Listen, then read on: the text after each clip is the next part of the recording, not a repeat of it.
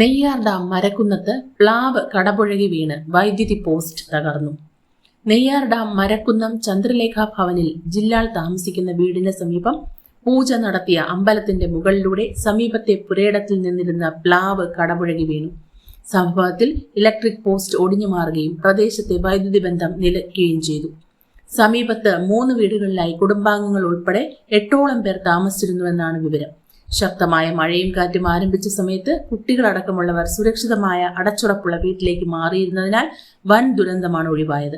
സംഭവത്തെ തുടർന്ന് ജനപ്രതിനിധികളും നാട്ടുകാരും ചേർന്ന് വീണ പ്ലാവ് മരം മുറിച്ചു മാറ്റി. എന്നാൽ ഇതുവരെ പ്രദേശത്ത് വൈദ്യുതി പുനഃസ്ഥാപിച്ചിട്ടില്ല. ഇത് ക്ഷേത്രമാണ്. 4 മണിയായപ്പോൾ നല്ല കാറ്റുണ്ടായിരുന്നു. കാറ്റത്ത് അപ്പുറത്ത് സർല ചേച്ചിയുടെ വീട്ടിൽ നിന്ന് പ്ലാവാണ് ഇങ്ങനെ വന്ന് ഈ പോസ്റ്റിൽ കൂടെ വീഴുന്നു. ഇങ്ങനെ ഈ ക്ഷേത്രത്തിൻ്റെ പുറത്ത് ഇരുന്നത്. പക്ഷേ ഇങ്ങോട്ടായിരുന്നെങ്കിൽ ഈ വീട്ടിൽ 6 പേരും മരണപ്പെട്ടേനെ.